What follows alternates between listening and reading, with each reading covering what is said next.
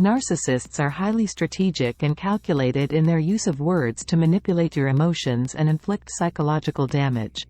Interestingly, many narcissists exhibit similar patterns in their conversations, using specific phrases to deflect blame, project their issues onto you, and make every situation revolve around you, regardless of your actual role in the matter. In this video, we'll explore the 5 most common sayings of narcissists and uncover their true meanings. 1. You never let me finish when I'm talking. When a narcissist says this, what they actually mean is, I want you to stay silent because your valid points counter my manipulative tactics, threatening my control over you. This phrase is designed to shut you down and make you feel guilty for interrupting, even if you've barely had a chance to speak. The narcissist wants to dominate the conversation, maintaining their power by keeping you silenced and submissive. Narcissists thrive on control and domination. By accusing you of interrupting, they deflect attention from the substance of the conversation to your supposed bad behavior. This tactic is meant to disarm you, making you more hesitant to speak up in the future. Over time, this leads to a significant imbalance in communication, where the narcissist's voice is the only one that is heard. Your valid points, objections, or even your perspective become secondary to their need for control. This manipulation is subtle but effective, gradually eroding your confidence and making you more susceptible to their influence. 2. What else do you want from me? This seemingly simple question is loaded with covert manipulation. It implies that the narcissist has already done so much for you, painting you as ungrateful for wanting more.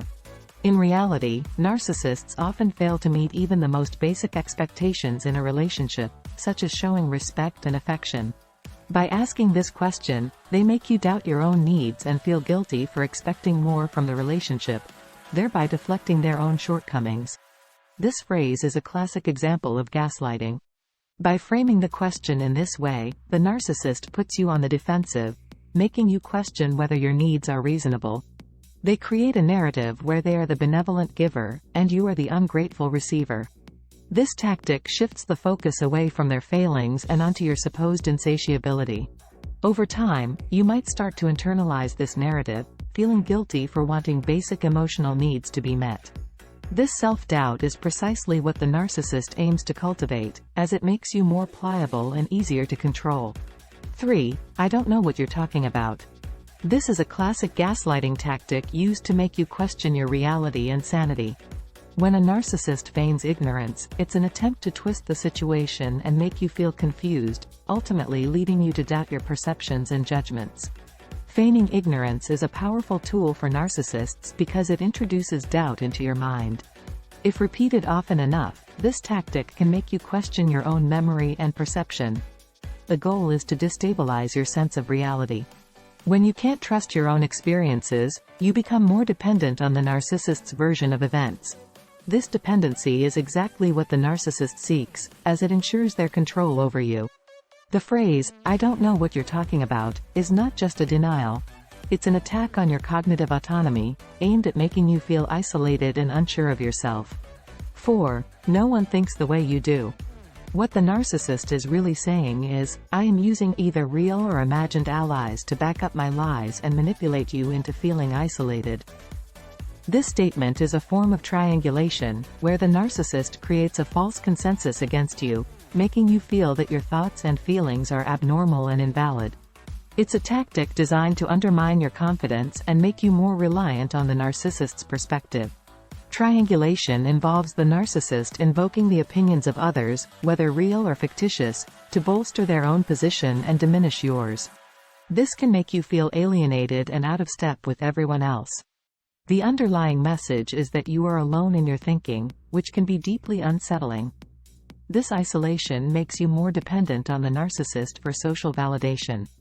By undermining your confidence in your own thoughts and feelings, the narcissist ensures that you will turn to them for guidance, thus reinforcing their control over you. 5. Why can't you just forget it and move on? It's been a month since then. Narcissists expect you to overlook their abusive behavior and continue accepting mistreatment without question. By telling you to forget it and move on, they dismiss your feelings and invalidate your experiences, framing your concern as unreasonable. This phrase is meant to make you feel guilty for not letting go, shifting the focus away from their abusive actions and onto your supposed inability to move past them. This phrase serves to trivialize your experiences and invalidate your emotions. It implies that there is something wrong with you for holding onto your feelings about the narcissist's abusive behavior. The narcissist wants you to suppress your feelings and accept their narrative that what happened was not a big deal. This tactic minimizes the impact of their actions and shifts the blame onto you for overreacting or dwelling on the past. By making you feel guilty for your perfectly normal emotional responses, the narcissist seeks to avoid accountability and maintain their dominance in the relationship. These phrases are not just random comments. They are calculated moves to maintain control and power over you. Each phrase is designed to manipulate your emotions, making you question your reality and feel guilty or inadequate. The goal is to keep you ensnared in the relationship, dependent on the narcissist's approval and validation. It's important to note that these phrases can be used in non-abusive contexts as well. For example, if someone genuinely never gets a chance to finish speaking, they might rightly say, "You never let me finish." The key difference lies in the intention behind the words and the overall pattern of behavior. If you've used or heard these phrases without the intention of manipulation, it doesn't mean you or the other person is a narcissist. I'm curious to know, what are some of the things the narcissist in your life used to say, and how did it make you feel? Share your experiences in the comments below, and I'll help decode their meanings for you. Your stories can also help others in similar situations feel less alone and more understood. In conclusion, narcissists don't stay in long-term relationships out of guilt or genuine commitment. Their motivations are rooted in self-interest, whether it's for continuous emotional supply, financial gain, or maintaining a socially acceptable image. Understanding these dynamics can help survivors of narcissistic abuse recognize the complex web of manipulation and control that keeps them tied to their abusers.